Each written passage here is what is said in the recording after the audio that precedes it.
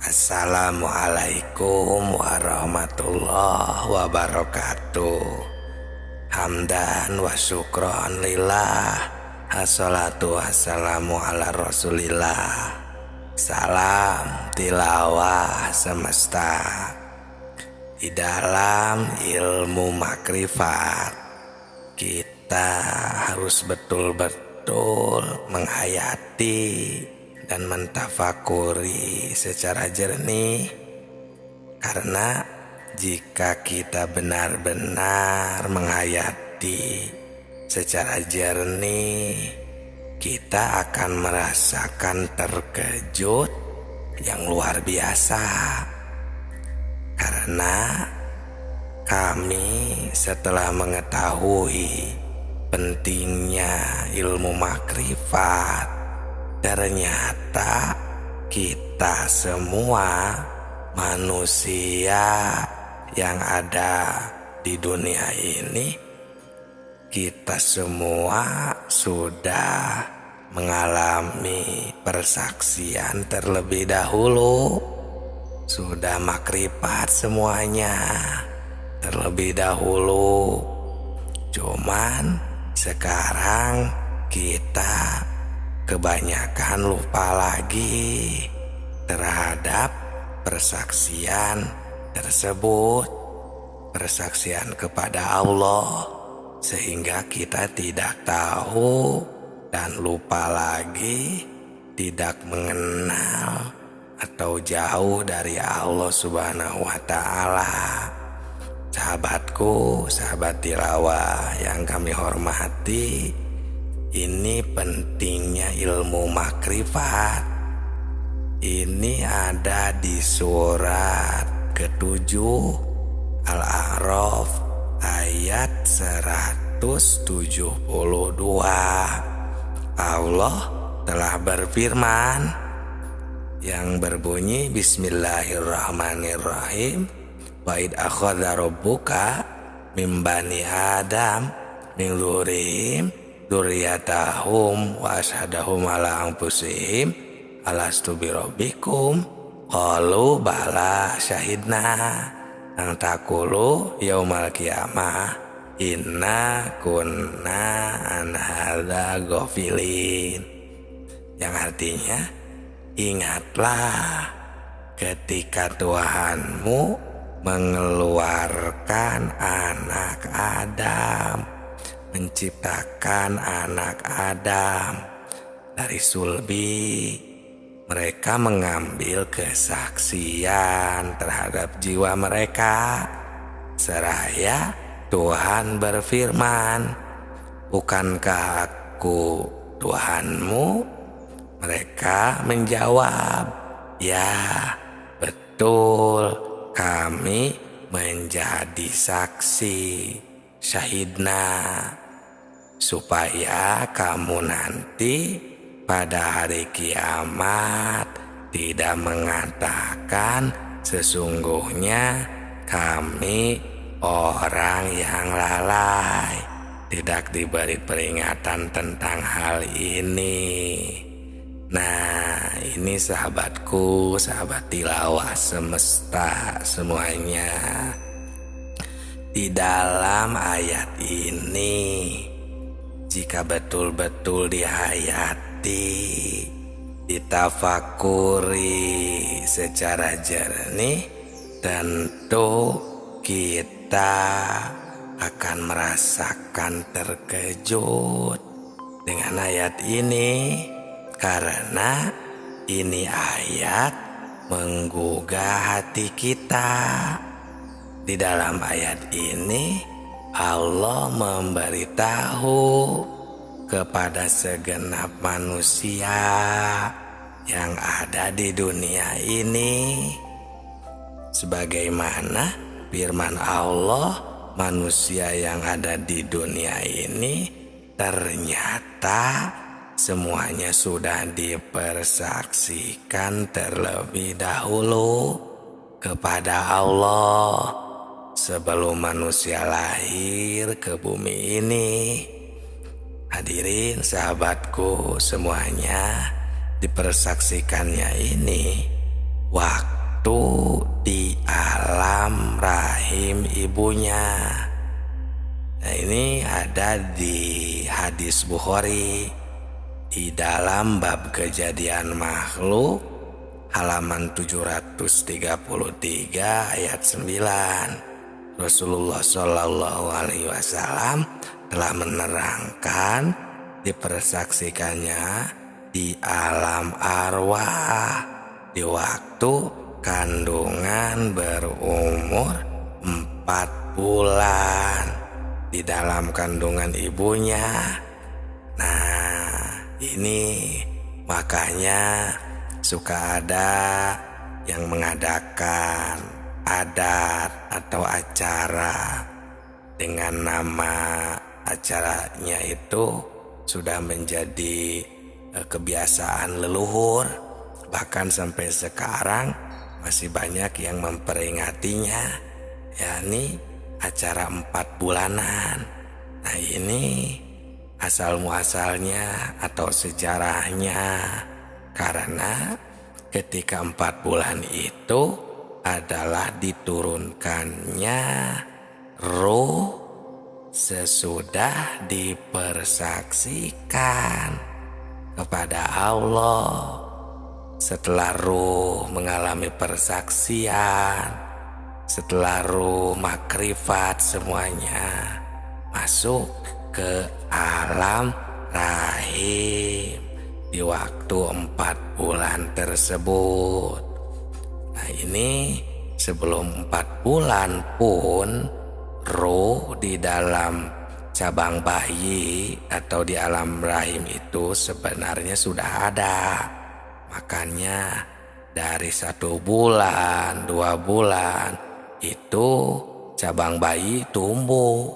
Nah, itu sudah ada ruh, cuman bukan ruh yang suci ini, bukan ruh kita yang sejati ini, atau ruh yang dipersaksikan ini.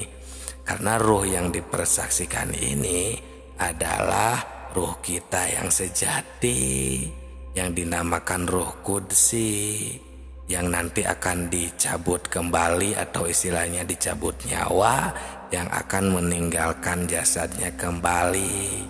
Nah, ini diturunkannya di waktu 4 bulan di dalam kandungan ibunya. Nah, semua ini menurut firman Allah tadi supaya di hari kiamat jangan lupa lagi kepada Allah, agar kita nanti tidak istilahnya berdemo atau mengelak, ya, karena semuanya juga kita sudah pada tahu kepada Allah. Kenapa sekarang banyak yang lupa, jauh dari Allah, seolah-olah tidak tahu sama sekali. Padahal dahulu kita ini sudah mengalami pertemuan, sudah mengalami persaksian atau makrifat kepada Allah. Nah, ini maksud dari ilmu makrifat ini.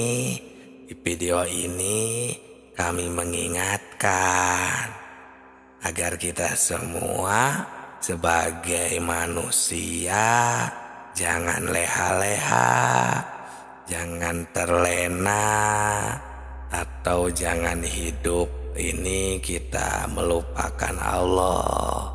Karena kita diamat-amati dan kita ini dipantau oleh Allah Subhanahu wa Ta'ala, supaya jangan lupa lagi kepadanya, kepada Allah Subhanahu wa Ta'ala, Sang Pencipta alam semesta ini.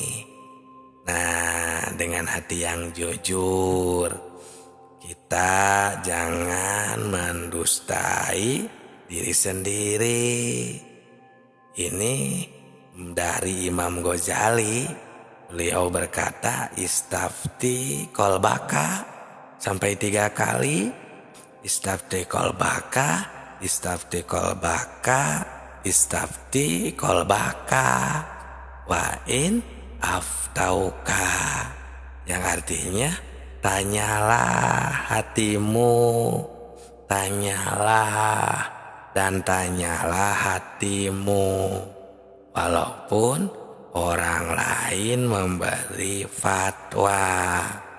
Nah, di sini sahabatku, sahabat tilawah semuanya, kita harus jeli untuk mentafakuri ilmiah, ilmu, dalil, ayat-ayat, hadis, keterangan yang bersangkutan dengan perasaan, khususnya ilmu makrifat yang ada di dalam hati. Ayat ini atau yang kita bahas tadi ini akan memberi perangsang pada kita masing-masing, supaya kita, hati kita jangan ketiduran, jangan terlena melupakan Allah dengan kegiatan, dengan kehidupan. Itu sahabatku, harusnya kita ini ada keseimbangan. Walaupun kita sedang mengalami kehidupan, sedang berkegiatan sehari-hari, kegiatan ibadah, kegiatan di luar ibadah. Nah, kita ini harusnya selalu ingat juga, atau sambil ingat kepada Allah. Emang bisa, karena emang harusnya seperti itu. Oleh nafsu, oleh syaitan itu, kita sering diterlenakan ketika kita berkegiatan atau melihat sesuatu, mendengar sesuatu, agar kita lupa kepada Allah, yang padahal kita ini bisa sambil mengerjakan, melihat, berkegiatan, mendengar, apapun itu, kita bisa sambil mengingat Tuhan, mengingat Allah Subhanahu wa Ta'ala. Contohnya nih ya, seperti kita sedang berkegiatan, bekerja di luar ibadah contohnya, maupun sedang beribadah, boleh samakan saja semua kegiatan dengan contoh seperti ini. Kita contoh sedang bergerak, menggerakkan tangan contohnya. Nah, sebenarnya tangan ini tidak bisa bergerak kalau kita tidak ditakdirkan oleh Allah, karena Allah Subhanahu wa Ta'ala yang telah menakdirkannya. Buktinya, jika Allah tidak berkehendak, maka semuanya tidak akan bisa bergerak. Seperti maaf, contohnya orang yang mempunyai penyakit tidak bisa bergerak, seperti stroke contohnya.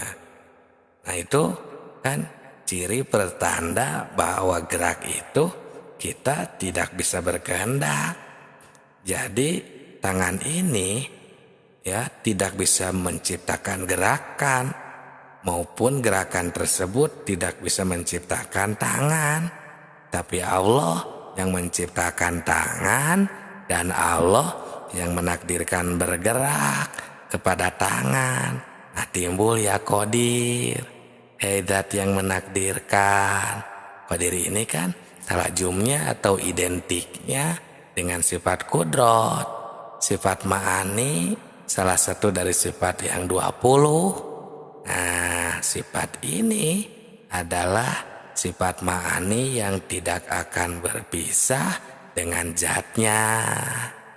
Nah, seperti itu. Jadi kita bisa mengingat Allah dalam kegiatan atau semua kegiatan kita sehari-hari, kegiatan ibadah maupun kegiatan di luar ibadah. Karena Allah itu selalu bersama kita. Kita bisa selalu bertemu dengan Allah.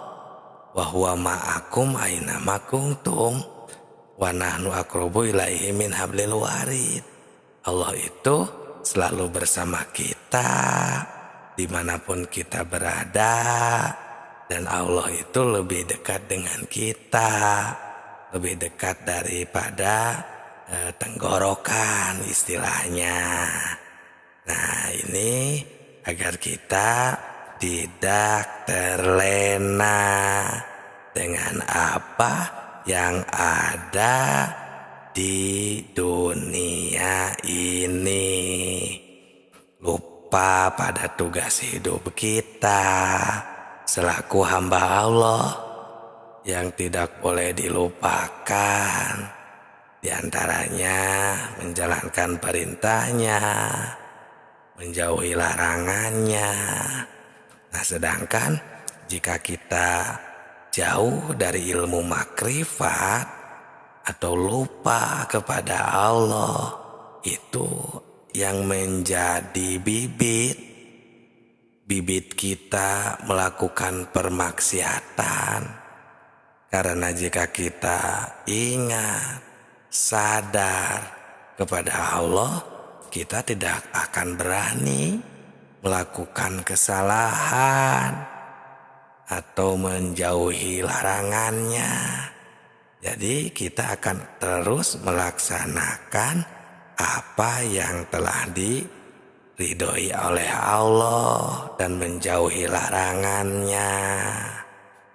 Nah, itu semuanya untuk perintahnya ada di dalam Al-Quran dan hadis dan di pengajian-pengajian umum. Kita tinggal pelajari, kita tinggal menghayatinya. Dan begitu pun yang dilarang oleh Allah, semuanya akan banyak dibahas di pengajian-pengajian umum di daerah setempat. Sahabatku, sahabat tilawah semesta semuanya, dalam ayat tadi di atas, Allah Subhanahu wa Ta'ala telah memberi peringatan kepada kita semua agar kita jangan lupa kepada Allah Subhanahu wa Ta'ala.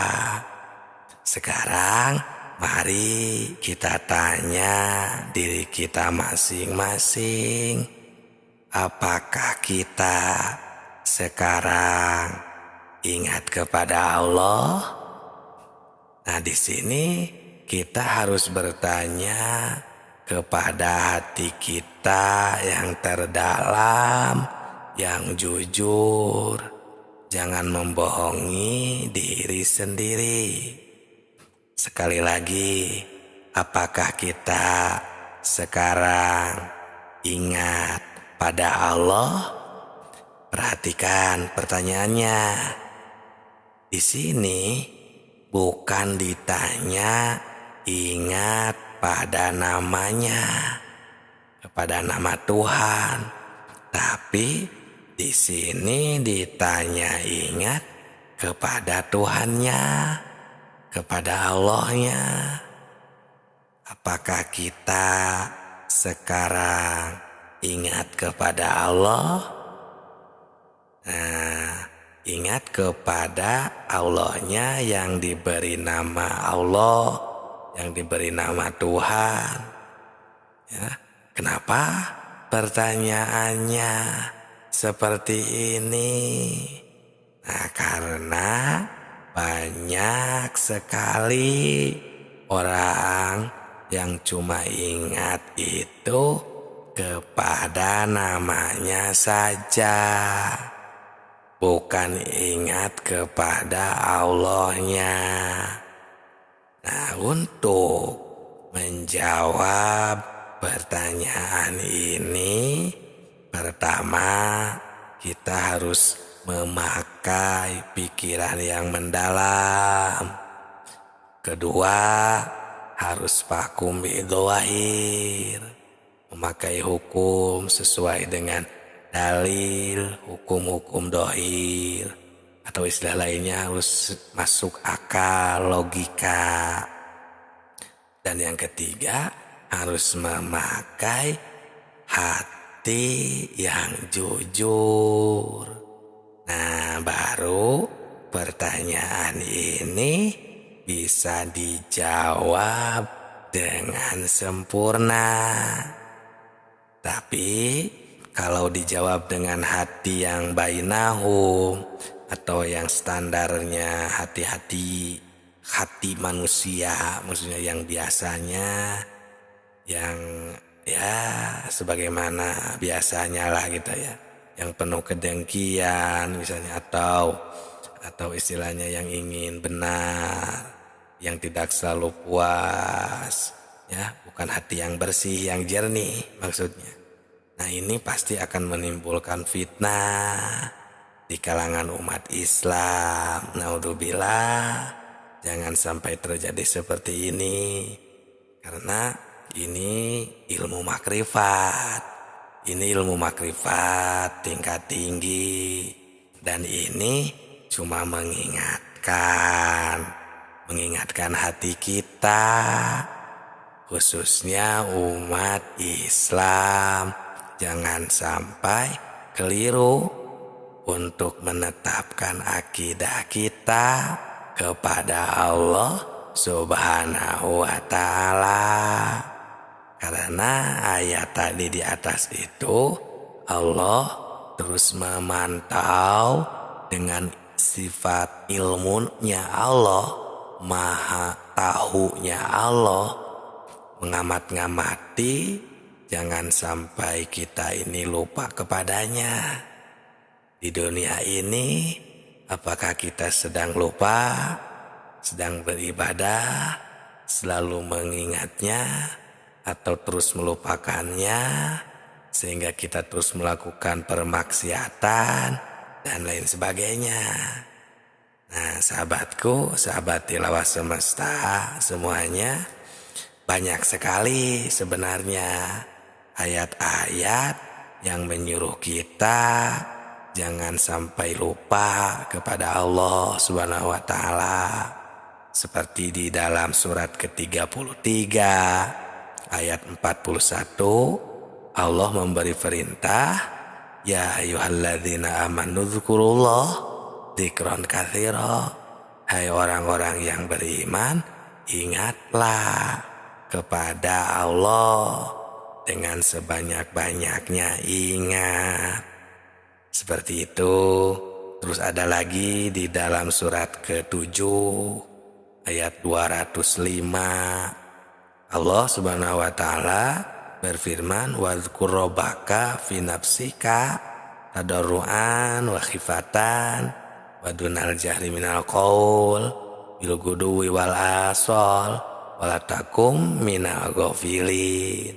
Yang artinya, sebutlah, berzikirlah, sebutlah nama Tuhanmu dalam hatimu dengan merendahkan diri, rasa takut, dengan tidak mengeraskan suara di waktu pagi dan petang.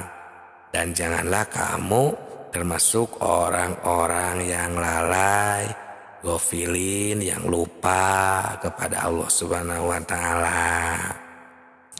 Nah, sahabatku, sahabat tilawah semesta semuanya, kalau ayat ini dikaji, ditafakuri secara mendalam, pasti kita ini akan terpanggil secara spontan. Terus kita akan mengusahakan supaya kita terus mengingat kepada Tuhan. Bahkan ada lagi yang sering kita baca ini dalam keterangan sholawat, ya, yang berbunyi fi kulli lamhatin wa nafasin biadari kulli ma'lumilak. Itu di ujung sholawat nariyah, ya, keterangan yang mengingatkan kita ini harus ingat terus kepada Allah itu sebimbilangan nafas dan kedipan mata. Nah, jadi zikir di sini atau wadzkur, ya, fadzkur di sini, nah, kan artinya ingat kalau secara terjemah lugot. Nah, ingat ini adalah pekerjaan hati. Sedangkan hati ini kalau kita rasakan ini sudah bukan pekerjaan lisan. Kalau kita mau benar-benar nih merasakan, ya, ingat itu adalah pekerjaan hati, bukan pekerjaan lisan. Nah, jadi kebanyakan kan zikir itu hanya di lisan, yang padahal jika mau ditingkatkan lagi, mau disempurnakan lagi, nah, bukan hanya pekerjaan lisan tentang zikir ini, tapi pekerjaan hati. Maksudnya, jadi si hati ini bisa ingat ini kalau sudah ada pemberian dari dua panca indera seperti mata, telinga, nah, dan panca indera lainnya tentunya. Kalau tidak ada pemberian dari panca indera, itu tidak akan ada biasanya di dalam hati. Coba saja kita rasakan, bisakah kita ingat kepada yang belum diketahui? Nah, biasanya ini kan tidak mungkin, karena bisanya kita ingat itu harus kepada yang sudah kita ketahui. Contoh, kita ini dikarenakan sudah bertemu dengan seseorang yang bernama contohnya Ki Jaed, maka kita tahu ketika kita bertemu di jalan atau kita membayangkannya pun itu bisa kita mengingat karena kita pernah bertemu dengan yang namanya Ki Jaed. Tapi jika kita belum tahu, belum pernah bertemu dengan si Ki Jaed, maka walaupun di jalan berpapasan, kita tidak akan tahu bahwa itu Ki Jaed, tidak akan mengenalnya, tidak akan saling menanya, karena kita tidak tahu bahwa Ki Jaed itu yang itu. Nah, jadi tidak akan ada di dalam hati ini. Nah, jadi kembali lagi, hati bisa mengingat itu jika sudah ada pemberian dari panca indera. Tapi awas, hati-hati menafsirkan panca indera di sini, pendengaran, penglihatan di sini, bukan pendengaran yang johir atau su'aul basiroh. Itu su'aul basiroh adalah pandangan dan penglihatan yang johir, seperti dari dua mata kepala ini yang ada di kepala, seperti telinga ini yang ada di kepala, bukan. Ya, dari penafsirannya jangan salah juga. Ini adalah penglihatan atau pendengaran ainul basiroh dan hakul basiroh. Bagaimana untuk menjabarkannya, menjelaskannya, maksudnya di video selanjutnya kita akan bahas, kita akan pahami bersama. Salam tilawah semesta.